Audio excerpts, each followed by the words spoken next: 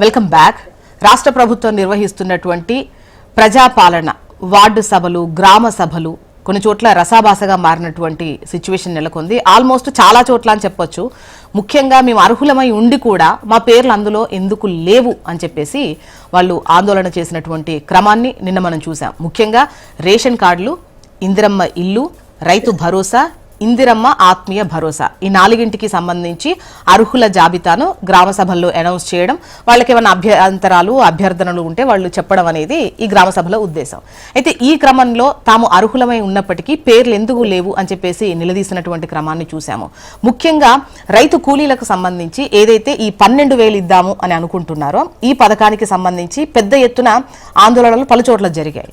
ఎందుకు అనంటే ఈ ఏదైతే ఉపాధి హామీ పథకం కింద 2024-25 సంవత్సరానికి 20 రోజుల పని దినాలున్న వాళ్ళను మాత్రమే ఇందులో చేర్చడంతో ఏ పని దొరక్కపోవడం వల్లనే, ముఖ్యంగా ఇక్కడ ఇచ్చేటువంటి డబ్బులు తక్కువ ఉండడం వల్ల తప్పక పనులకు వెళ్తున్నాము. అండ్ కొన్ని చోట్ల మేము అంత పని చేసినా కూడా ఇవ్వాల్సినంత డబ్బు మాకు ముట్ట చెప్పట్లేదు, అందుకోసం వేరే పని చూసుకుంటున్నాము, మాకు భూమి లేదు, ఇల్లు లేదు, మేము ఖచ్చితంగా మాకు ఈ పథకానికి మేము అర్హులమే, అయినా మా పేర్లు ఇందులో ఎందుకు లేవు అని నిలదీసి మళ్ళీ లిస్ట్ అవుట్ చేసి లిస్టు పెట్టాలి అని చెప్పేసి కొన్ని గ్రామ సభల్లో ప్రజలు నిలదీస్తున్నటువంటి పరిస్థితి ఉంది. మరి మాట్లాడదాం. గెస్టులు కూడా రెడీగా ఉన్నారు. అల్జాపూర్ శ్రీనివాస్ గారు బీజేపీ సీనియర్ నాయకులు, డాక్టర్ దత్తాత్రేయ గారు బీఆర్ఎస్ సీనియర్ నాయకులు, డాక్టర్ మద్ది శ్రీనివాస్ రెడ్డి గారు కాంగ్రెస్ అధికార ప్రతినిధి. అయితే పార్టీలకు సంబంధించిన ప్రతినిధులే కాదు, ప్రజలు కూడా మాట్లాడేటువంటి అవకాశం ఉంది. మీరు ఏం చెప్పాలనుకుంటున్నారో క్లియర్గా చెప్పండి. అయితే ఒక పార్టీని ఉద్దేశించి తిట్టడమో లేదంటే పార్టీలకు సంబంధించి కార్యకర్తలు మాట్లాడే వేదిక కాదు. నేను పదే ఫోన్ పెట్టిన ప్రతిసారి ఇది మీకు చెబుతున్నాను, అది మాత్రం మీరు గుర్తుపెట్టుకోండి. ప్రజలు వాళ్ళ కష్టాలు లేదంటే వాళ్ళ ఆలోచనను పంచుకునేటువంటి వేదిక ఇది. సో ప్రజలు వాళ్ళు ఏం ఎక్స్పెక్ట్ చేస్తున్నారో చెప్పేటువంటి వేదిక. సో వాళ్ళు కాల్ చేస్తే బాగుంటుంది. మీరు కాల్ చేసి ఈ వేదికగా మాట్లాడొచ్చు. కింద స్క్రోల్ అవుతున్నటువంటి నెంబర్కి మీరు కాల్ చేయొచ్చు. ముందుగా మనం మద్ది శ్రీనివాస్ రెడ్డి గారితో స్టార్ట్ చేద్దాం. శ్రీనివాస్ గారు, ఓకే, గ్రామ సభల్లో గనక అనౌన్స్ చేస్తే ఎవరు అర్హులు ఎవరు కాదు అని తేలుతుంది, ఇదే మా ఉద్దేశం, అందుకోసమే గ్రామ సభలు పెడుతున్నాం అన్నారు. సో ఆ వేదికగా ఇచ్చినటువంటి లిస్ట్ అనేది పూర్తిగా అర్హులమైనప్పటికీ మా పేర్లు అందులో లేవని, కొంతమంది అనర్హులైన వాళ్ళ పేర్లు ఉన్నాయన్న ఆందోళనలు మీరు చూసే ఉంటారు నిన్న. అయితే ఇదంతా సర్వే పరంగా చూశారు, దరఖాస్తులు చేసుకున్న వాటివి స్క్రూటినీ చేసిన తర్వాతే వచ్చింది అంటున్నారు. ఎక్కడ తప్పింది లెక్క అర్హుల ఎంపికలో? గుడ్ మార్నింగ్ అండి జ్యోత్స్నా గారికి, హెచ్ఎంటీవీ ప్రజానికానికి, అదేవిధంగా అక్కడ ఉన్న ప్యానల్ వరకు కూడా. ఇక్కడ ఒక్కటండి జ్యోత్స్నా గారు, యాక్చువల్ గా ఏంటంటే ఈ నెల 21 నుంచి 24 వరకు ప్రజాపాలన గ్రామ సభలో గానీ వార్డు స్థాయి సభలో గానీ అప్లై చేసుకోవచ్చు అందరూ కూడా.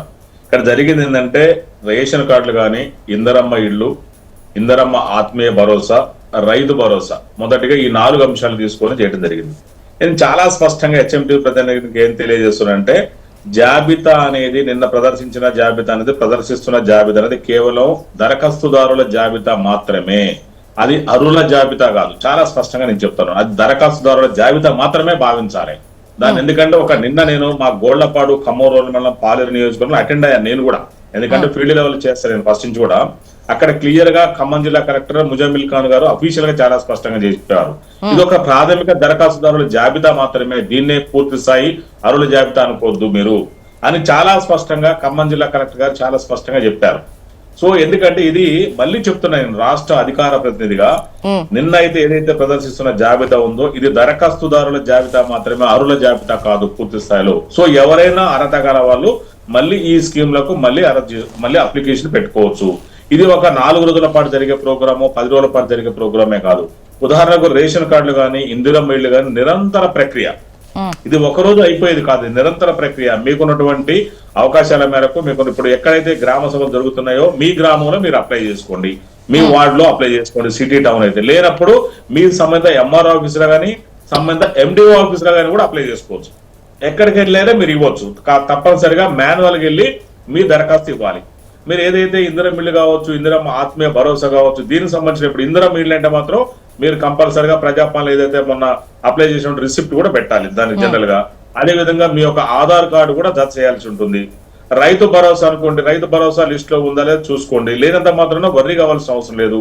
మీరు ఏదైతే ఉందో మీ ఆధార్ కార్డు ఉన్నది, అదే విధంగా మీ పట్టేదారు పాస్బుక్ కూడా అవన్నీ జెరాక్స్ ఇవ్వచ్చు. అదేవిధంగా రేషన్ కార్డు సంబంధించింది కూడా చాలా స్పష్టంగా తెలియజేస్తున్నా. మీ అప్లికేషన్ ఫాము ప్రొఫార్మా ఉంది, ఆ ప్రొఫార్మా తోటి ఇవ్వండి. ఒకవేళ మీ దగ్గర ప్రొఫార్మా లేకపోయినా కూడా పర్వాలేదు, తెల్ల కాగితం మీద, ఓన్లీ తెల్ల కాగితం మీద రాసి మీ పేరు, మీ ఫోన్ నెంబరు, మీ ఆధార్ నెంబరు, మీ గ్రామానికి సంబంధించిన మీ డీటెయిల్స్, హౌస్ నెంబర్ కూడా ఇచ్చేసి దానికి సంబంధించిన రేషన్ కార్డు కూడా ఆ నిరంతర ప్రక్రియ జరుగుతుంది. అదేవిధంగా ఇందిరమ్మ ఆత్మీయ భరోసా కూడా అంతే. మీరు గతంలో 20 రోజుల పాటు జాబ్ అదే విధంగా కరువు పని పోయి ఉండాలి. మీ జాబ్ కార్డు ఉంటుందిగా, ఆ జాబ్ కార్డు ఒకటి జిరాక్స్ పేపర్ పెట్టండి, మీ ఆధార్ కార్డు పెట్టండి. మీరు దయచేసి టీఆర్ఎస్ వాళ్ళ మాటలు నమ్మి మీరు ఎప్పుడు ఆగవాగం కావద్దు. ఇది నిరంతర ప్రక్రియ. కాంగ్రెస్ పార్టీ అంటే ఇదే మనం మాట్లాడేది శ్రీనివాస్ గారు. ఇప్పుడు అంటే వాళ్ళ మాట విని ఇప్పుడు ప్రజలు వాళ్ళు ఇల్లు ఎక్స్పెక్ట్ చేస్తున్నారు, వాళ్ళు ఆందోళన చేస్తున్నారు. వాళ్ళ మాట విని వీళ్ళ మాట అంటే ఇల్లు వచ్చిన ఆందోళన చేసేటువంటి ప్రజలు ఉన్నారా మనకి? ఒక్క నిమిషం మేడం, నేను అదే చెప్తున్నా చూసినా గారు. ఇక్కడ ఏంటంటే ఇప్పుడు గ్రామంలో ఏమనుకుంటున్నారంటే ఇందాక మీరు అంటున్నారు, ఇందాక కాంగ్రెస్ పార్టీ వాళ్ళకు ఇచ్చారని కాదు. ఇక్కడ కాంగ్రెస్ పార్టీ వాళ్ళు కూడా తెలంగాణ ప్రజానికమే. ఇక్కడ కాంగ్రెస్ పార్టీ వాళ్ళు ఊళ్ళలో ఎక్కువ మంది ఉన్నారు వాస్తవం. ఎందుకంటే నేను విలేజ్ లెవెల్ తిరుగుతాను కాబట్టి చెప్తున్నాను. నేను ఏదో టీవీ దగ్గర ఛానల్ దగ్గర కూర్చొని ఎప్పుడు మాట్లాడటం కాదు, నేను గ్రామ స్థాయిలో క్షేత్ర స్థాయిలో తిరుగుతున్నాను కాబట్టి నిన్న నేను ఫీల్డ్కి వెళ్ళే చెప్తున్నాను. ఇక్కడ పేపర్లో చూసి ఒకసారి కాలర్ తో మాట్లాడదామండి. ఆనందరావు గారు ఆసిఫాబాద్ నుంచి కాల్ చేశారు. ఆనందరావు గారు నమస్కారం అండి.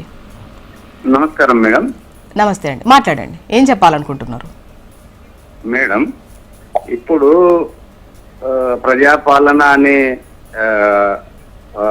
లైన్ లో గవర్నమెంట్ వచ్చిన కొత్తలోనే మరి దరఖాస్తులు స్వీకరించింది. దాంట్లోనే అన్ని ఏదైతే ఇందిరమ్మ ఇండ్లు, మన చేయూత, రైతు భరోసా, మరి 6 గ్యారెంటీలు అన్ని ఫిలప్ చేసి మరి ఇవ్వడం జరిగింది. మరి అది సర్వే ఎటు పోయింది, ఏదైతే మనము ఇచ్చిన దరఖాస్తు ఎటు పోయింది, మరి అది పోనీయండి. ఇప్పుడు గవర్నమెంట్ దగ్గర ఏది కూడా మన ప్రజలది డాటా లేదా మేడం? ఎవరు గరీబోళ్ళు ఎవరు, ఉన్నోళ్ళు ఎవరు, మరి అసలు ఎవరికి ఇవ్వాలా, ఎవరికి చెందాలా, మరి అది మరి తీసుకుంటే ప్రజలు ఇప్పుడు డాటా దొరకదా? మరి ఇవ్వాలనే మనసు ఉంటే ఇవన్నీ దరఖాస్తులు పెట్టి గొడవలు పెట్టి ఊర్లలో అంత గందరగోళం సృష్టించి ఇదంతా ఎందుకు మేడం? వాటిగా గవర్నమెంట్ దగ్గర చేయాలనే మనసు ఉంటే ఏదైనా చేయొచ్చు. అనే వాళ్ళు థ్యాంక్ యూ అండి. అది శ్రీనివాస్ గారు, ఇప్పుడు మీ దగ్గర డేటా లేదా అనేది ఒకటి. ఇవన్నీ ఉన్నప్పటికీ మీరు అప్లికేషన్స్ అన్ని తీసుకున్నారు, సో అప్పుడు ఫిల్ చేశారు, అయినా కూడా వాళ్ళ పేర్లు లేకపోవడం అనేది ఏంటి? ఈవెన్ ఫస్ట్ కూడా నేను అడిగింది అది. ఎందుకంటే సర్వే చేశారు, వాళ్ళ దగ్గర నుండి అప్లికేషన్స్ తీసుకున్నారు, అయినా పేర్లు ఎందుకు ఉండట్లేదు? ఇప్పుడు మీరు జ్యోత్స్న గారు, ఇప్పుడు ఆనందరావు గారు మాట్లాడేది నేను చాలా మంచి ప్రశ్న ఇచ్చారు. మళ్ళీ అప్లికేషన్ ఎందుకు తీసుకుంటున్నారంటే ఇది చాలా స్పష్టంగా చెప్తున్నాను. మళ్ళీ అప్లికేషన్ తీసుకోవడం అంటే 2023 జనవరిలో ప్రజాపాలనలో చాలా మంది అప్లై చేసుకున్నారు. తర్వాత ఏమవుతుందంటే ఇందిరమ్మ ఇండ్ల కంటే అర్హత అనేది నిరంతర ప్రక్రియ. మేము మొదటి నుంచి కూడా చెప్తున్నాం, నిరంతర ప్రక్రియ అంటే ఏంటంటే మళ్ళీ అప్లికేషన్ పెట్టుకోవచ్చు కదా. ఇప్పుడు పెళ్లిళ్ళు అయి ఉంటాయి మేడం, జ్యోత్స్న గారు పెళ్లిళ్ళు అయి ఉంటాయి, వాళ్ళు ఏంటి మళ్ళీ అప్లికేషన్ పెట్టుకోరు కదా. వాళ్ళకి ఇల్లు కావాలంటే స్థలం ఉంటుంది, ఇప్పుడు ఖమ్మంలోనే ఎక్కడో స్థలం ఉంటుంది విలేజ్ లో, వాళ్ళు మళ్ళీ అప్లికేషన్ పెట్టుకోవాలి కదా. అదే విధంగా రేషన్ కార్డులు, కొత్తగా మ్యారేజ్ అయిన రేషన్ కార్డు కోసం సరే అండి, కొత్త వాళ్ళే మళ్ళీ పెట్టుకుంటారు. ఇప్పుడు పాతగా అప్లై చేసిన వాళ్ళకు రాక వాళ్ళు మళ్ళీ పెడతారా? ఎలిజిబిలిటీ ఉన్న వాళ్ళకు వస్తది. జ్యోత్స్న గారు చాలా స్పష్టంగా నేను మళ్ళీ చెప్తున్నా, ఇక్కడ నేను నిన్న ప్రకటించిన జాబితా గానీ ఈ రోజు ప్రకటించబోయే జాబితాలు గానీ అవి అర్హుల జాబితాలు కాదు, అప్లికేషన్ తీసుకున్న వారి జాబితా మాత్రమే. అందరికి అవకాశం రావాలి కాబట్టి కొంతమంది నన్ను అడిగారు, నన్ను నిన్న కూడా అడిగారు. శ్రీనివాస్ గారు, మళ్ళీ మీ వాయిస్ తీసుకుంటాను ఒక్కసారి. అంటే మిగతా ఇద్దరు వాయిస్లు కూడా తీసుకున్న తర్వాత ప్లీజ్ మళ్ళీ, ఎందుకంటే ఈవెన్ కాలర్స్ కూడా మీరే సమాధానం చెప్పాలి. అధికార పక్షం కాబట్టి ఇప్పుడు విపక్షాలు అడిగే క్వశ్చన్స్ కూడా మీరు ఆన్సర్ చేయాలి కాబట్టి ఖచ్చితంగా మీ వాయిస్ ఎక్కువ తీసుకుంటాను.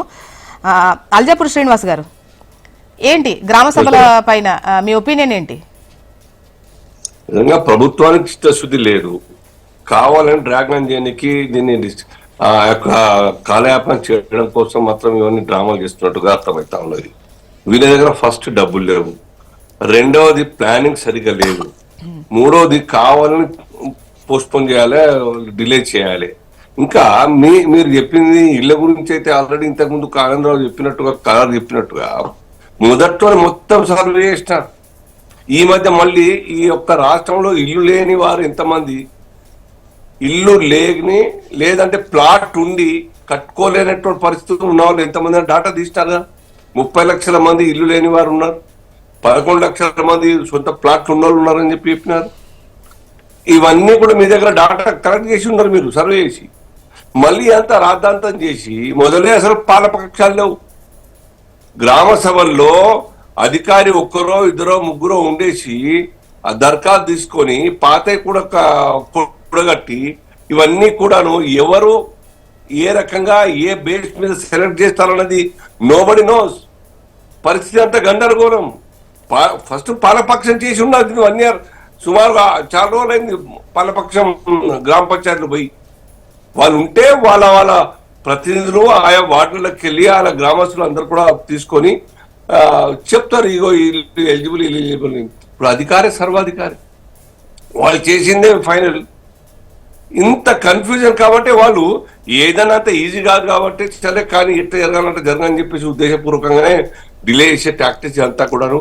మళ్ళీ మీరు కాన్షియస్ 3,000-3,500 ఇస్తా అంటారు. గ్రామానికి ఎన్ని వస్తాయి? 20-25 ఇళ్ళు వస్తాయి. అలాగే రేషన్ కార్డు కేసీఆర్ గారు ఉన్నప్పుడు 21 లక్షల రేషన్ కార్డు కట్ చేసినారు. ఏ బేసిస్ మీద కట్ చేసినారు వారు జవాబు చెప్పలేదు. బాగా ధనికులై ఉన్నారు, ఎలిజిబిలిటీ లేదని చెప్పేసి కట్ చేసినారు. దాని తర్వాత ఆ డాటా ఇంకా ఇప్పుడు ఉన్నటువంటి డాటా కొత్తగా అప్లై చేసుకున్నటువంటి డాటా దీన్ని తాత్సారం ఎందుకు చేస్తా ఉన్నారు? మీరైతే డబ్బులు పెట్టేది లేదు కదా. మీరు రాష్ట్ర ప్రభుత్వం దీంట్లో కాంట్రిబ్యూషన్ ఎంత ఉంటది? అంటే శ్రీనివాస్ గారు యాక్యురేట్ గా ఉండాలి అన్నటువంటి ఉద్దేశంతోనే అర్హులు మిస్ అవ్వద్దు అన్న దాంతోనే గ్రామ సభలు అనేవి ఫర్ ఎగ్జాంపుల్ నేను అప్లై చేశాను అనుకోండి, నేను అర్హురాల్ని కాదనుకోండి, అది చూసి ఏకాఏకి ఇవ్వలేరు కదా. గ్రామంలోకి వచ్చి కనుక అడిగితే ఖచ్చితంగా వారు అర్హులు కాకపోయినా అప్లై చేసుకున్నారని చెప్తారు. నాకు అర్హత ఉండి కూడా నాది ఎందుకో ఎలిజిబుల్ అవ్వలేదని అడుగుతారు. సో అందుకోసం గ్రామ సభలు ఉపయోగపడవి అంటారా? డిఫరెంట్ గ్రామ సభలు ఉండాలి. పాలపక్షాలు లేవు కాబట్టి ఇబ్బంది ఉంటది. కొన్ని అధికారులు చేస్తున్నారు అనుకున్నా ఈ యొక్క రేషన్ కార్డులు డిలే చేయడానికి కారణం ఏంది? 1 year పడుతుందా? దానికి 1 year పడుతుందా? మీరు డబ్బులు పెట్టేది లేదు కదా. ఇంట్లో ₹2 కదా మీరు పెట్టేది. కేంద్ర ప్రభుత్వం కదా మొత్తం కూడా బియ్యం ఇచ్చేది. సో ఇది లింక్ చేసి క్లబ్ చేసి ఆ పేదలను ఇబ్బంది పెట్టుడు తప్ప ఇంకేం లేదు. అంతకుముందు మధ్య గారు చెప్తా ఉన్నారు పెళ్లి కొత్తగా వేరుబడి ఉంటారు వాళ్ళకి కావాలని చెప్పి అరే చాలా మంది లింక్ చేయడం కానీ డిలే అవుతా ఉన్నది. మీకు అసలు ప్లానింగే లేదు. మీరు ఎట్లా ఇస్తారు? 12,000 ఏ రకంగా ఇస్తారు కూలీలకు అని చెప్పేసి అడుగుతా ఉన్నా నేను. ఏమి ఇచ్చినారు? దత్తాత్రేయ గారు ఒక్క నిమిషం కాలర్ ని తీసుకొని మనం మళ్ళీ డిబేట్ ని కంటిన్యూ చేద్దాం. హలో, చంద్రబాబు గారు గోదావరి ఖని నుంచి ఉన్నారు. చంద్రమౌళి గారు ఓకే, చంద్రమౌళి గారు నమస్తే అండి. గుడ్ మార్నింగ్ అండి, చెప్పండి. ఇది ఇంతకుముందు ప్రజాపాలన అని పెట్టి దరఖాస్తులు తీసుకున్నారు కదా మేడం.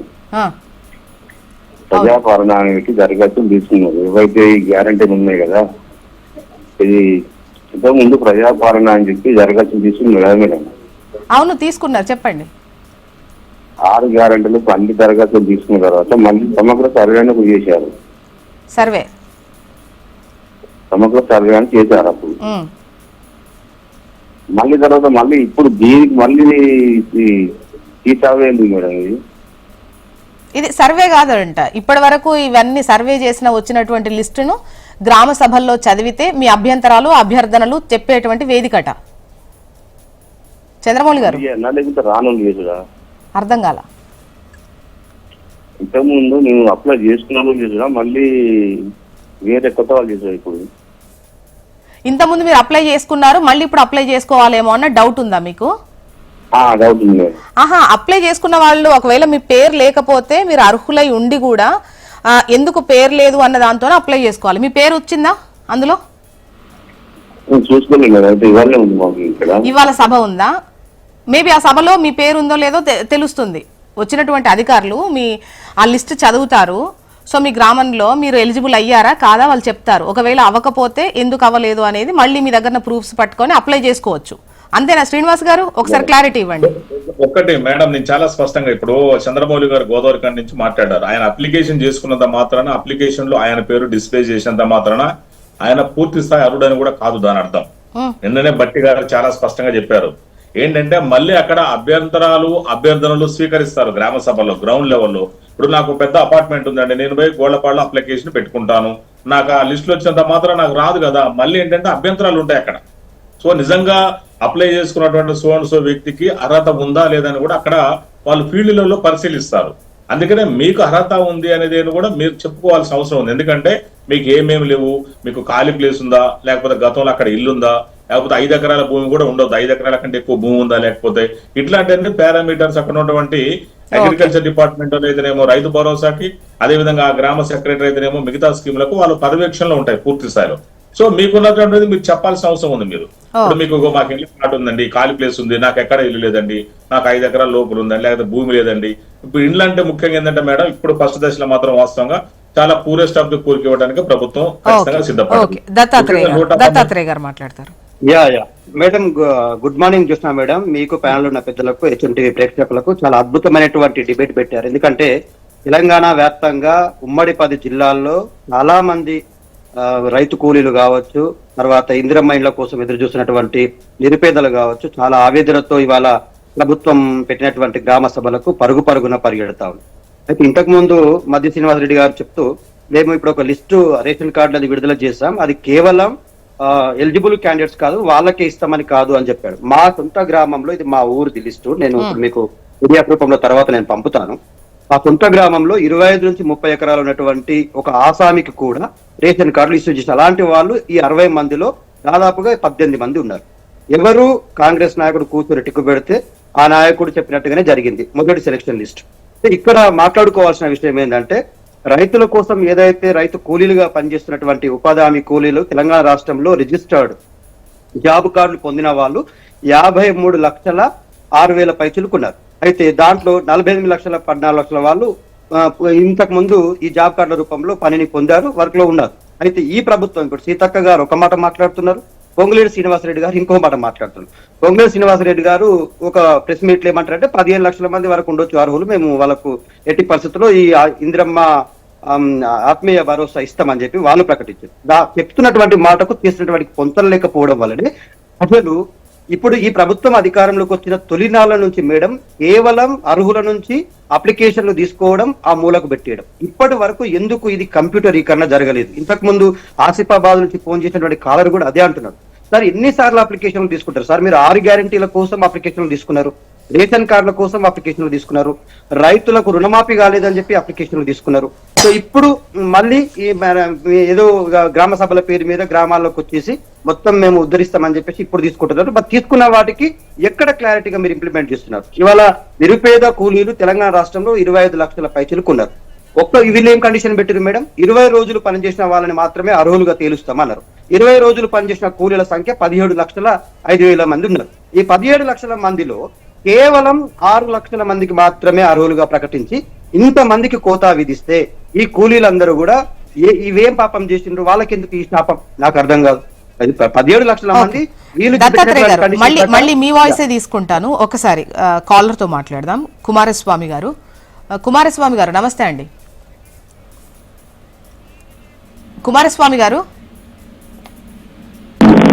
మేబీ సిగ్నల్ ఇష్యూ ఉన్నట్టుంది. దత్తాత్రేయ గారు మీరే కంటిన్యూ చేయండి.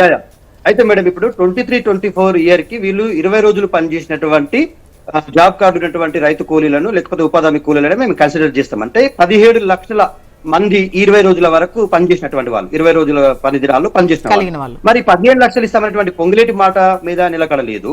ముఖ్యమంత్రి గారు అయితే ఎంతమంది అర్హులు ఉంటే అంతమందికి ఇచ్చేస్తాం, 12,000 రూపాయలే కదా, తిప్పు కొడితే 3,100 కోట్లు అవుతుంది, మేము రైతు ఫేవరెట్ ప్రభుత్వము అది ఇది అని చెప్పేసి గప్పాలు పలికిండ్రు. ఇప్పుడు ఏమైంది మేడం? రైతుల విషయానికి వస్తే రైతు భరోసా విషయంలో, రైతు రుణమాఫీ విషయంలో కోతలే విధిస్తున్నారు. రోజుకొక రైతు, నిన్న మా ఆదిలాబాద్ జిల్లాలోనే వెంటనే ఒకే రోజు రైతులు, ఒక ఆయన బ్యాంకులో చనిపోతాడు, ఇంకొక ఆయన ఇంటి దగ్గర చనిపోతాడు. ఇంత దారుణమైనటువంటి పరిస్థితి మనం ఎప్పుడైనా చూస్తున్నామా మేడం? బ్యాంకుల్లోకి వచ్చి నిలబడి పురుగుల మందులు తాగి చనిపోతున్నారు రైతులు. ఇప్పుడు ఈ రైతు కూలీల విషయంలో కూడా ఈ వివక్ష ఎట్లుంటదంటే, ఊర్లో పాపం నిజంగానే అసలు పేదవాడికి రేషన్ కార్డు అందక 25-30 ఎకరాల ఉన్నోడికి అందితే ఇది ఏం ప్రభుత్వం అన్నట్టు మేడం నాకు అర్థం కాదు. ఇది ప్రజా ప్రభుత్వమా? ఇది కేవలం వాళ్ళ కాంగ్రెస్ పార్టీ నాయకులనే ఇందిరమ్మ ఇండ్ల సెలక్షన్లలో మెంబర్స్ గా పెట్టుకున్నారు. ఆ మెంబర్స్ ప్లస్ ఆ లోకల్ గా ఉన్నటువంటి నాయకులు ఎవరికి టిక్కు పెడితే వారికి ఇందిరమ్మ ఇల్లు, ఇక ఎవరికి టిక్కు పెడితే వారికి ఇప్పుడు ఇందిరమ్మ ఆత్మీయ భరోసా కార్డు. సీతక్క కూడా ఆదిలాబాద్ జిల్లా ఇన్ఛార్జ్ గా ఉండి మొన్న ఏం మాట్లాడుతున్నారు, ఎంత ఉన్నారండి తెలంగాణ రాష్ట్రంలో ఆత్మీయ భరోసా పొందే వాళ్ళు కేవలం 6 లక్షలు అని చెప్పేసి నర్మగర్భంగా చెప్తున్నది బయటకు వచ్చేసి. ఇప్పుడు ఈ 17 లక్షల మంది వాళ్ళు పెట్టిన 20 రోజుల కండిషన్ ప్రకారం అన్నా కూడా కట్టుబడి ఉండాలి కదా మేడం. ఇక తెలంగాణ రాష్ట్రంలో రేషన్ కార్డుల కోసం ఒక్క నిమిషం దత్తాత్రేయ గారు, జంగారెడ్డి గారితో ఒకసారి మాట్లాడదాం. సిద్దిపేట నుంచి కాల్ చేస్తున్నారు వీరు. జంగారెడ్డి గారు నమస్తే అండి. నమస్తే మేడం. నమస్తే, మాట్లాడండి. ఏం చెప్పాలనుకుంటున్నారు?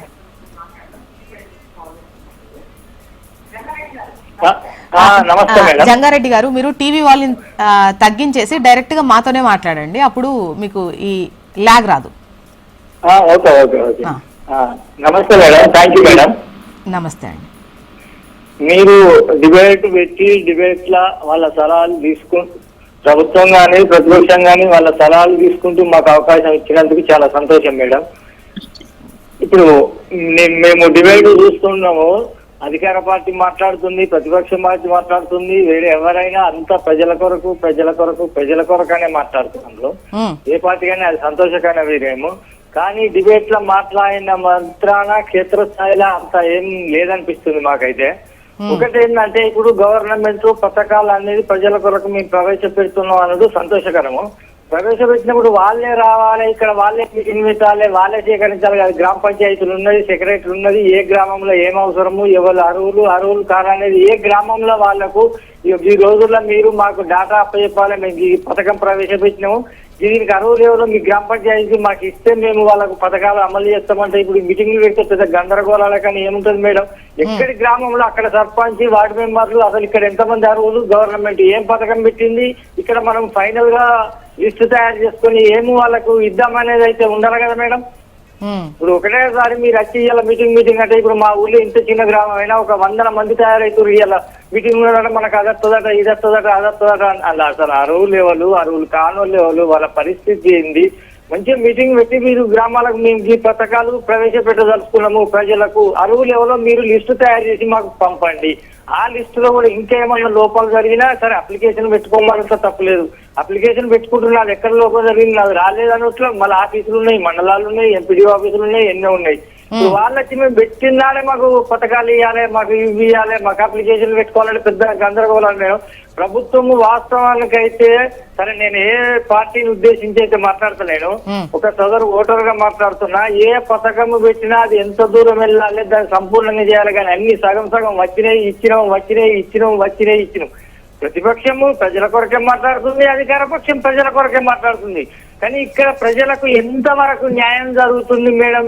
నేను మీ డిబేట్ ద్వారా అట్లా మాట్లాడేటోళ్ళకి చెప్తున్నా, అన్ని పార్టీలు ఉన్నారు. కొంచెము ఎట్లా అసలు గవర్నమెంట్ అనేది ఈ పథకం ప్రజలకు మేము ప్రవేశపెడుతున్నాము, దీనికి ఎంత మంది అర్హులు మాకు లిస్టు పంపాలన్న నుండి గ్రామాలలో మేము సెలక్షన్ చేసుకుంటాం. ఇక్కడ మా కమిటీలు ఉన్నాయి, సర్పంచ్ ఉన్నాడు, కార్యదర్శి ఉన్నాడు, అవసరం కూడా అధికారులు కూడా రావచ్చు, దాంట్లో తప్పేం లేదు.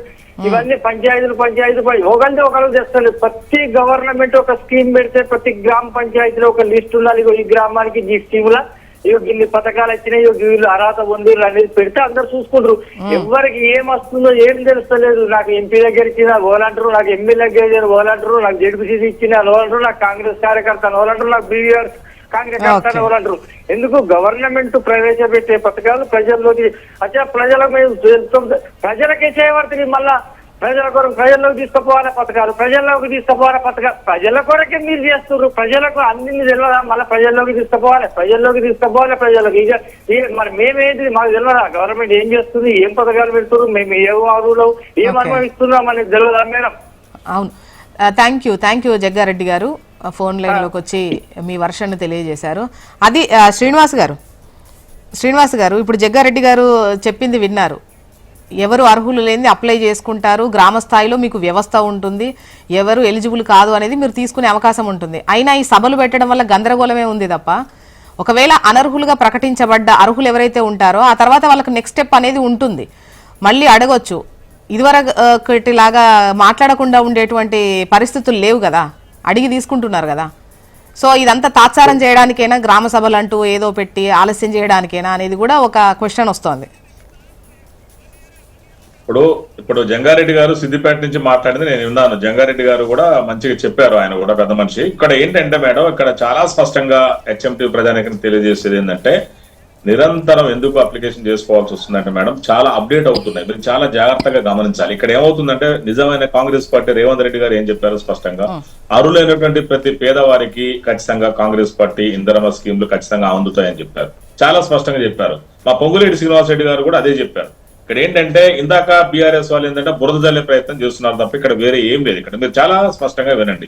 10 సంవత్సరాల కాలంలో బీఆర్ఎస్ వాళ్ళు ఇచ్చింది, బీఆర్ఎస్ వాళ్ళు ఇచ్చింది 10 సంవత్సరాల కాలంలో ఒక్క నిమిషమే నేను చెప్పినప్పుడు మీరు కూడా రాసుకోండి. ఎందుకంటే ప్రజలు మనం కన్ఫ్యూజ్ చేయదు. రాజకీయాలు వేరు, నిజంగా ప్రజాక్షేత్రంలో సమస్యలు వేరు ఉంటాయి. మీరు 10 సంవత్సరాల కాలంలో మీరు ఇళ్లకి ఇచ్చింది, అలాట్మెంట్ చేసింది కేవలం 1,60,000 మాత్రమే. 10 సంవత్సరాల కాలంలో అలాట్మెంట్ అనేది.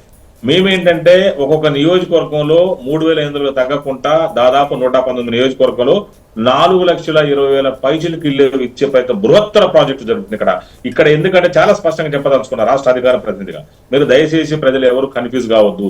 గ్రామ సభలు పెట్టే ఉద్దేశం కూడా ఎందుకంటే, అర్హులైన వాళ్ళు అప్లికేషన్ చేసుకోవడమే కాదు, ఇక్కడ అర్హులు లేని వాళ్ళు కూడా అల్లించి తీసే ఉద్దేశంతో గ్రామ సభలు. నేను స్పష్టంగా నిన్న మా ఖమ్మరూరు మండలంలో తిరిగి నేను చెప్తున్నాను. ఇక్కడ కూర్చొని టీవీల ముందు కూర్చొని మాట్లాడటం కాదు, నేను ప్రాక్టీసింగ్ అడ్వకేట్, ప్రజల మధ్య ఉండే లాయర్ని, నేను ప్రజల మధ్య ఉండే రాజకీయాలు చేసిన నేను, అంతేగాని ఏసీ రూమ్ లో కూర్చొని కాదు. ఇక్కడ మీరు దయచేసి ప్రజలను తప్పుదో పట్టివ్వకండి. బీఆర్ఎస్ వాళ్ళు మీరు ఏంటంటే సంచలనాల కోసం, మీ నాయకత్వ ప్రతిష్టత కోసం చేసే కార్యక్రమాలు కాదు. ఇక్కడ నిరంతరంగా ఎందుకు అప్లై చేసుకోవాలని కూడా కొంతమంది అడుగుతున్నారు. నేను 1 నిమిషంలో సమాధానం చెప్తా దయచేసి. ఎందుకంటే ఇప్పుడు ఇల్లు అప్పుడు గతం లేకపోవచ్చు, ఇప్పుడు మనకి ఇల్లు ఉండొచ్చు, కట్టుకోవచ్చు, కారణం లేదనా. ఒకవేళ గతంలో వాళ్ళకి ఇల్లు ఉండొచ్చు, ఇప్పుడు లేకపోవచ్చు, లేదా కుటుంబం వేరుపడవచ్చు, విడిపోవచ్చు, రేషన్ కార్డుల మెంబర్లు పెరగవచ్చు, లేదా మెంబర్లు తగ్గొచ్చు, పిల్లలు పుట్టొచ్చు, ఇవన్నీ రకరకాలు ఉంటాయి.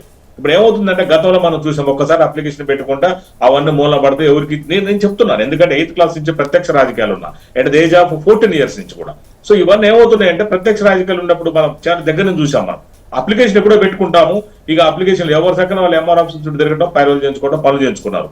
ఈ ప్రజాపాలన పెట్టే ఉద్దేశం అట్లాంటి వాటికి చెక్ పెట్టాలని, ఏదైనా పారదర్శకత ఉండాలి. ఇప్పుడు ఇంకా లిస్టు పెట్టినంత మాత్రాన అది ప్రాథమికంగా లిస్టు దరఖాస్తుదారులు మాత్రమే, వాళ్ళు పూర్తి స్థాయి అర్హులు కాదు. కాబట్టి మనం కూడా అప్లై చేసుకోవచ్చు. ఇక్కడ ఏ ప్రాబ్లం లేదు. అప్లై చేసుకొని మీరు చూడండి, మీరు అప్లై చేసుకొని మీకు అర్హత ఉంటే అక్కడ వాళ్ళు వెరిఫికేషన్ చేస్తారు, ఖచ్చితంగా మనకి ఇస్తారు.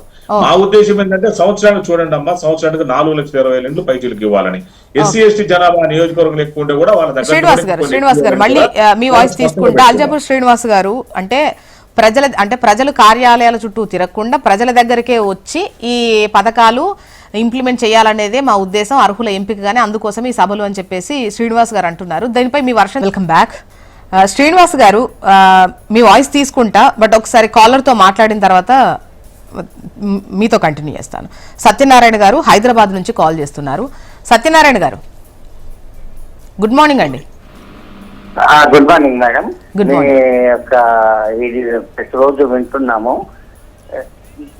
ఇప్పుడు మాకు కుటుంబ సర్వే అని చేశారు మేడం. కనీసం మా కార్డు నుంచి మా ఇంటికి ఇంతవరకు ఒక్క కూడా రాలేదు, ఎవరు కూడా చూడలేదు. ఆ కుటుంబ సర్వే అనేది మాకు తెలియదు. ఇటువంటి పరిస్థితుల్లో మళ్ళీ ఇంకా ఎందుకు తీసుకోవాలి మేడం ఈ గ్రామ సభలని? ఊళ్ళలో పోతే రోజు తిడుతున్నారు వాళ్ళు, ఇన్ని గ్రామ సభలు పెట్టి ఇన్ని రకాలు పెట్టి.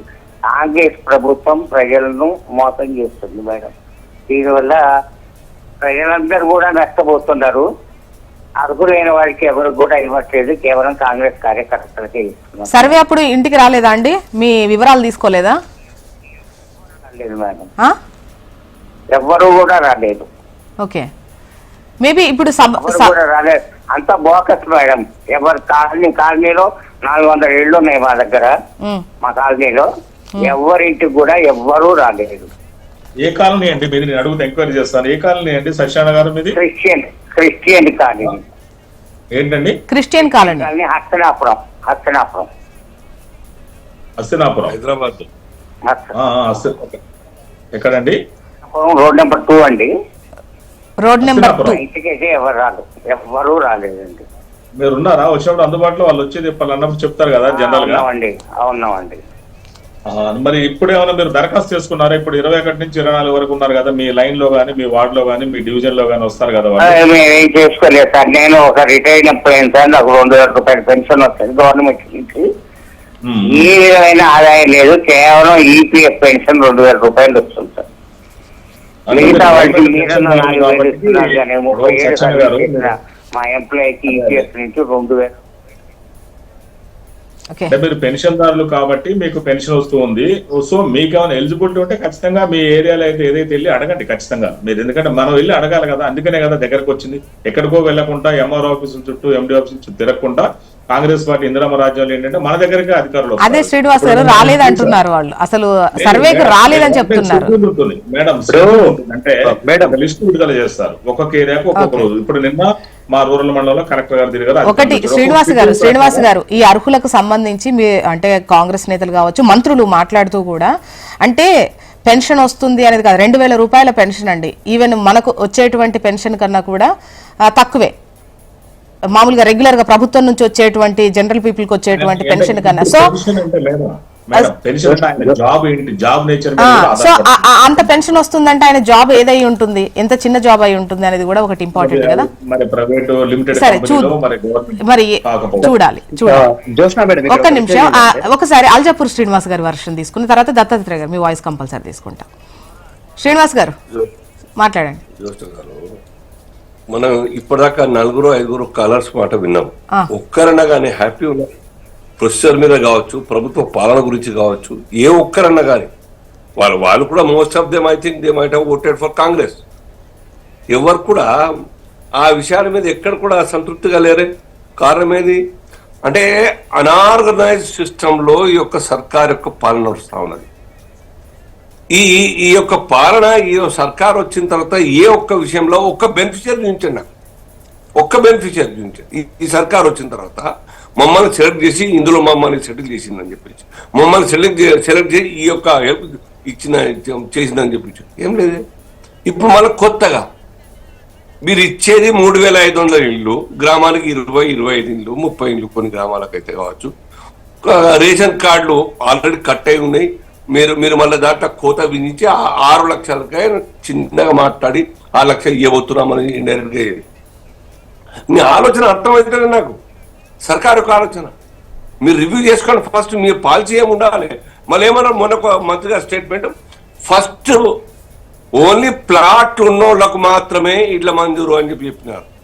ఇందిరమ్మ ఇళ్ళు ప్లాట్ ఉన్నోళ్ళకు, సొంత ప్లాట్ ఉన్నోళ్ళకు. ఇవన్నీ ఎందుకు తీసుకుంటారు మరి? మీ పిండి కొద్ది రొట్టె జ్యోష్ఠ గారు, మీ దగ్గర డబ్బు ఎంత ఉన్నది ఈసారి ప్రకటించండి. మేము ఇంతమందికి ఇవ్వదలుచుకున్నాం, మా ప్రయారిటీ ఇది ఫస్ట్ ప్లాట్ ఉన్న వాళ్ళకు, నెక్స్ట్ ఫేజ్ లో ప్లాట్ లో అసలుకే లేని వాళ్ళకి ఇస్తామని ఏదో ఒకటి చెప్పండి. మహారాష్ట్రలో బీజేపీ సర్కారు గత 5 సంవత్సరాలుగా, నేను అక్కడ 2 నెలలు పనిచేసిన చూసిన, చాలా పద్ధతి ప్రకారంగా ఈ యొక్క ప్రధానమంత్రి ఆవాస్ యోజనకు 3 విభాగాలుగా విభజించి దళితులకు, బీసీలకు, ఇంకా ఇంకో సెక్షన్ కి గిరిజనులకు అందరికి కూడా స్కీమ్లు ఇచ్చి ప్రతి ఊర్లో 100, 200, 300 మందికి ఈ యొక్క డబ్బు ఇవ్వడం జరిగింది. కట్టుకునే వాళ్ళకి, ఇల్లు ఉన్న వాళ్ళకు, లేని వాళ్ళకు కూడా కట్టి ఇవ్వడం జరిగింది. ఇది వాళ్ళ యొక్క శక్తి నుంచి ఇచ్చినారు. మీద శక్తి నేను ఒప్పుకుంటా ఉన్నారు కదా. మేము ఈ యొక్క సర్కార్, టీఆర్ఎస్ సర్కార్ చేసిన బాకీలు 1,00,000 కోట్ల రూపాయలు మేము ఈ సంవత్సరాలకే ఇచ్చేస్తాము, మా దగ్గర డబ్బులు లేవు అని చెప్తానే ఉన్నారు. లేవు కాబట్టే కేవలం ప్లాట్ ఉన్నోళ్ళకి మాత్రం కొంత ఆర్థిక సాయం చేస్తామని చెప్తా ఉన్నారు. లేవు కాబట్టే ఎంత డ్రాగన్ చేస్తున్నాం, డబ్బులు లేవు, ఆ కూలీలకు ఇవ్వలేకపోతున్నాం, రైతు బంధు తగ్గించినాం ఇచ్చిన మాట కాకుండా. లేవు కాబట్టే క్రాప్ ఇన్సూరెన్స్, ఈ యొక్క రైతు ఇన్సూరెన్స్ బీమా గురించి మాట్లాడట్లేదు. ఇంకెందుకు సర్కారు ఇవన్నీ స్కీమ్ల గురించి రోడ్ల మీద నానా హంగామా చేయాలి? అర్థం చేసుకోకపోతే కదా ఇవ్వాలనే కూర్చొని మళ్ళీ ఒకసారి మంత్రివర్గం మీ చేయండి అన్నది. ప్రజల్ని దయచేసి ఫుల్ చేస్తా ఉన్నది సర్కార్. కాబట్టి ఇప్పటికన్నా ఫేజ్ వారిగా 4 ఒకేసారి ఏది ప్రయారిటీ, ఏది ఇవ్వగలుగుతారో డబ్బులు లేకుండా అది తెలంగాణ రాష్ట్రంలో central government PM Awas Yojana కింద ఇవ్వడానికి సిద్ధంగా. వీళ్ళు కూడా పిఎం ఆవాస్ యోజనకు సంబంధించినవి తీసుకుంటామని చెప్పారు. అది యాడ్ చేసే వీళ్ళు కొంత పెట్టుకొని ఇందిరమ్మ ఇల్లు కట్టిస్తామని చెప్పారు, వాళ్ళు అనౌన్స్ చేశారు కదా. సంవత్సరం అయితే అయిపోయింది కదా. Madam PM Awas Yojana financial అయిపోయింది కదా గారు. మోదీ గారు ఇచ్చేది వస్తుండగా ఒక సంవత్సరం వచ్చి రాగానే గ్రామానికి 20-30 ఇవ్వడానికి ఎంతసేపు అది వచ్చి రాగానే ఎలిజిబుల్ రేషన్ కార్డు లేని వాళ్ళకి ఇవ్వడం ఎంతసేపు అవుతుండే చెప్పండి. ఓకే చెప్తాం మేడం. ఇప్పుడు మీరు ఏదైతే ఓట్ల తెలంగాణ కోసం రాష్ట్రంలో సరేనా ఒక నిమిషం. ఇప్పుడు తెలంగాణ రాష్ట్రంలో వీళ్ళు 12 లక్షల మంది అప్లికేషన్స్ పెట్టుకుంటే రేషన్ కార్డులకు కేవలం 6 లక్షలే అని చెప్పేసి సగానికి తగ్గించారు. ఇట్లా ప్రతి దాంట్లో కోతలు విధిస్తూ వెళ్లడంతో పాటు ఇక తెలంగాణ రాష్ట్రంలో కొన్ని గ్రామాలను మున్సిపాలిటీలో విలీనం చేసిండ్రు. ఆ విలీనం చేసినటువంటి గ్రామాల పరిస్థితి ఇంకా దారుణంగా ఉంది. వాళ్ళందరూ కూడా ఇప్పుడు మా పరిస్థితి ఏంటి, మేము గ్రామాల్లో ఉంటే గ్రామీణ కోటాలోకి వచ్చి అప్లై చేసుకోవాలా, లేకపోతే మున్సిపాలిటీలోకి వెళ్తే మున్సిపాలిటీ కోటాలోకి వెళ్ళాలనేటువంటిది ఒకటి. కొంతమంది బతుకు తెరువు కోసం విదేశాలకు వెళ్ళిండ్రు, పాపం దుబాయ్కి వెళ్ళిండ్రు, బెంగాల్కి వెళ్ళిండ్రు, అటు వెళ్ళిండ్రు. ఇల్లుకు తాళాలు ఉంటే సర్వేలు లేవు. ఇవాళ డెడికేషన్ కమిషన్ బీసీ కమిషన్ వారిలో నివేదిక సిద్ధం 21 రోజుల్లోనే పూర్తి చేసినాం మొత్తం సర్వే అంటున్నారు. అల్జాపూర్ శ్రీనాథ్ ఇక్కడ ఉన్నాడు, నేను ఇక్కడ ఉన్నా, నేను తార్నాకలో ఉంటా పద్మావతి అపార్ట్మెంట్స్ లో. మా ఇంటికి ఇప్పటి వరకు గేటుకు స్టిక్కర్ వేసిపోయింది తప్ప అప్లికేషన్ కు రాలేదు. నేను అనేది ఏంటంటే మేడం, ప్రభుత్వం యొక్క చిత్తశుద్ధి ఏంటంటే 99% సర్వే పూర్తయిందని ముఖ్యమంత్రి గారు స్వయంగా అబద్ధపు హామీలు ఇస్తా ఉన్నాడు. కాంగ్రెస్ హామీల అమలు ఎట్లా ఉందంటే మేడం, నెత్తి మీద కుండబెట్టి కాళ్ళల్లో కట్టబెట్టి వాళ్ళే కింద పడేస్తున్నారు. రైతుల దగ్గరికి వెళ్ళి అప్లికేషన్ తీసుకుంటారు, రేషన్ కార్డుల వాళ్ళ కోసం అప్లికేషన్లు తీసుకుంటారు, అందరి దగ్గరికి వెళ్ళి అప్లికేషన్లు తీసుకొని ఆ ఒక మూలకు పెట్టేసి అర్హుల జాబితా ప్రకటించేటప్పుడు కాంగ్రెస్ పార్టీ నాయకులు లోకల్ గా ఉన్న వాళ్ళు ఇచ్చిన లిస్టు మాత్రం టిక్కు పెట్టేసి అదే అర్హుల లిస్టుగా ప్రకటించారు. ఇవాళ మా గ్రామంలో వచ్చిన లిస్టు స్పష్టంగా అదే తెలియజేస్తా ఉంది, మిగతా జిల్లాల్లో కూడా అదే బయటకు వచ్చింది. కాబట్టే ఇవాళ అందరూ కూడా ఈ కాంగ్రెస్ పార్టీని నిజంగా చెప్పాలంటే ఎమ్మెల్యేలను గేరావ్ చేస్తా ఉన్నారు గ్రామీణ ప్రాంతాల్లో. మనం బయటకు ఇవాళ ఇంతమంది కాలర్స్ మాట్లాడింది కదా, ఏ ఒక్క కాలర్ అయినా నిజంగా నేను అర్హుడినని నాకు వచ్చింది అని చెప్తా ఉన్నారా? వాళ్ళ ఆవేదనని ఎల్లగక్కుంటా ఉన్నారు కదా. కాంగ్రెస్ పార్టీ చెప్పినటువంటి మాటకు చేసినటువంటి పనికి పొంతన లేదు. నేను ఫీల్డ్ లో ఉన్న వాళ్ళమే, మేము కూడా ప్రతి సమస్య విషయంలో ప్రజల దగ్గరికి వెళ్ళి కలుస్తూనే ఉన్నాము. మొన్న ఆదిలాబాద్ జిల్లాలో బ్యాంకులు జరిపినటువంటి రైతు కుటుంబాన్ని వెళ్ళి కలిస్తే దారుణమైనటువంటి పరిస్థితి. పిల్ల పెళ్లిడికి వచ్చింది, భార్య కూలి పని చేస్తుంది, ఉన్నటువంటి 3 ఎకరాలలో అప్పు తీసుకున్నటువంటి రైతుకు ఇవాళ అప్పు రుణమాఫీ కాకపోవడం వల్ల ఆ రైతు ఇవాళ ఆత్మహత్య చేసుకున్నాడు. ఇవాళ తెలంగాణలో ఎవరు సంతోషంగా ఉన్నారు చూసినా మేడం, మీరు చెప్పండి. కాంగ్రెస్ పార్టీ అధికారంలోకి వచ్చి రెసిడెన్షియల్ స్కూల్లో చదివినటువంటి 60 మంది పిల్లలకు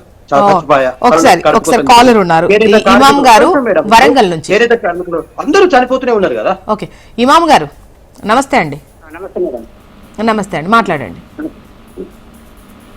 మేడం. ఇప్పుడు రైతు బంధు అన్నారు మేడం. రైతు బంధు కానీ ఇప్పుడు మా భూమి వేరే వాళ్ళకి ఎక్కింది మేడం. హలో, మీ భూమి వేరే వాళ్ళ పేరు మీద ఉందా? వేరే వాళ్ళ పేరు మీద ఉంది. వాళ్ళు సైన్ పెట్టమంటే వాళ్ళు పెడతలేరు. అసలు భూమి ఇవ్వలేదు. వాస్తవాలు అప్లికేషన్ పెట్టుకోమని మంచిది, వెరీ గుడ్. దానికి ఒకరి భూమి ఒకరికి ఎక్కినప్పుడు ఆ వ్యక్తిని పోయి మనం బతిలాడుకున్నా కానీ పెడతలేడు. అలాంటప్పుడు ప్రూఫ్లన్నీ ఉన్నా కదా, నీ భూమి కానీ నువ్వు భూమి ఎట్లా రైతు బంధు తీసుకుంటావు, అలాంటివి కొన్ని కట్ చేస్తే ఎవరి భూమి వాళ్ళకే ఎక్కే అవకాశాలు ఉంటాయి. ఈ కాంగ్రెస్ ప్రభుత్వం అంది కదా, ఎవరి భూమి వాళ్ళకు కొన్ని ధరణిలో రూపాలు ఉన్నాయి, అవి సరి చేస్తామంటే మాలాంటి వాళ్ళు ఎందరో కాంగ్రెస్ ప్రభుత్వాన్ని గెలిపించినప్పుడు ఇప్పుడు రైతు బంధు ఏంటంటే ఎవరి భూమి వాళ్ళకి అయినాకనే రైతు బంధు క్లియర్ చేయాలి మేడం. అలాంటివి ఉన్నాయి. వాళ్ళకి అప్లికేషన్ పెట్టుకునే మండలంలో ఉంటాయి కదా, రైతులకు ఎక్కింది వాళ్ళు క్యాన్సిల్ చేయాలి. చేస్తే వాళ్ళు అప్పుడు ఎవరి భూమి వాళ్ళకి అనేది వాళ్ళు ఒప్పుకుంటారు. ఇప్పుడు దాని వల్ల ఏమైతుందంటే కుటుంబంలో సర్దులు ఉంటాయి కదా మేడం, ఇప్పుడు అక్కలు గిట్లా, ఇప్పుడు వాళ్ళ అక్క పేరు మీద మా భూమి ఎక్కింది. అయితే వాళ్ళు ఏం చేస్తారు, మాకు మా బాపు రాసిచ్చిండు అనే డ్రామా చేస్తారు. ఎన్నోసార్లు పర్వతగిరి మండలానికి పొలిటికేషన్ కు ఎన్నోసార్లు పిలిపించిండు. ఇంకా గ్రామ సర్పంచ్ చెప్పారు. చెప్పిన చూసా వాళ్ళు గిట్లా ఏదో చేసి ఇట్లా ఒకరి పేరు. జ్యోత్స్న గారు, ఇమాం గారు సమస్య అర్థమైంది. ఇమాం గారు ఒక్కటి మీరు చెప్పింది నాకు అర్థమైంది. నేను లాయర్ని కూడా. మీరు ఏం చేస్తారంటే నేను వరంగల్లోనే యూనివర్సిటీలో లా చేశాను.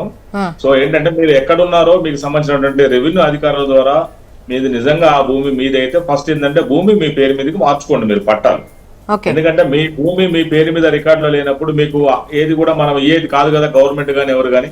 సో మీది నిజంగా లీగల్ గా కానీ చట్ట ప్రకారం మీదే ఆ భూమి అయినప్పుడు మీరు ఫస్ట్ మీరు చేయించుకున్న తర్వాత మీరు ఏదైతే రైతు భరోసా కానీ ఇంకేదైనా కూడా దానికోసం మీరు అప్లై చేసుకోవచ్చు.